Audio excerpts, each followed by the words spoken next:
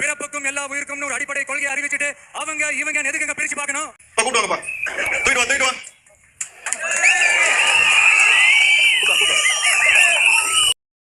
இது என்ன சொல்லுது தெரியுமா?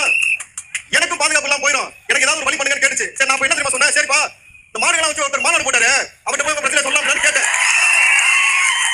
அப்படி கேட்டதுக்கு என்ன தெரியுமா சொல்லுச்சு? நான் உங்ககிட்ட பாதுகாப்பு தான் கேட்டு வந்தேன், என்னையே கொண்டு போய் பலியிட வாக்குறேன்னு கேட்டுச்சு. என்னடா சொல்ற? சரி செல்லம் சொன்னேடா, செல்லம் சொன்னேன்ல. சரி என்னடா விசாரிச்சா?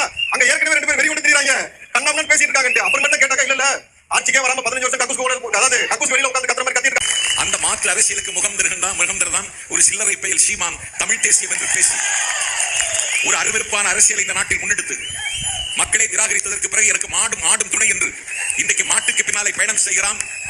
இன்றைக்கு அந்த முட்டாளுடைய கதை எங்கள் தலைவருடைய பயணம் போகிற ஊரிலெல்லாம் அந்த கட்சி சமாதியாகி கொண்டிருக்கிறது. என்ன பண்ண நீங்க எத்தனை இடத்துல ஜெயிச்சீங்க? உங்களை வந்து பாத்தீங்கன்னா இந்த மன்றத்தை சொல்றேன் மரியாதைக்குரிய தேர்தல் கமிஷன் அதிகாரிகள் ஆடுக்கும் மாடுக்கும் கோழிக்கும் காடை குஞ்சுக்கும் நீங்க கடல் இருக்கிற மீனுக்கும் வாக்கு அதிகாரம் கொடுக்க வேண்டும். கொடுத்தால்தான் நாம் தமிழர் இயக்கம் இந்த நாட்டை ஆள முடியும் சொல்றேன். பிறப்பு ஒக்கும் எல்லா உயிருக்கும் சிறப்பவ்வா செய்தொழில் வேற்றுமையான்கிறான்.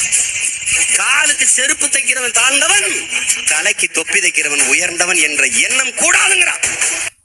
மாட்டோட பேசிக் கொண்டிருக்கிறாங்க, அதுக்கு அறிவு இருக்கு, அதோட பேசிட்டு இருக்கிறேன். அறிவட்ட பலர்களோட பேசி என்ன? மரத்துக்கு மாநாடு சிரிக்கிறான், மாடு ஆடுகளுக்கு கால்நடைகளுக்கு மாநாடு சிரிக்கிறான், தண்ணீருக்கு மாநாடு சிரிக்கிறான், கடலம்மா மாநாடு கேள்வி பண்ணுகிறான், மலைக்கும் ஆறுக்கும் மாநாடு என்றால் சிரிக்கிறான் என்றால் இந்த பதர்கள் நமக்கு போட்டியா என்கிற திமிரும் நிமிர்வும் எனக்கு வரணும். நாம் செய்கிற அரசியலை தொட அவனுக்கு இன்னும் 600 ஆண்டுகளானால் வரமாட்டான். அவனுக்கு தெரியாது.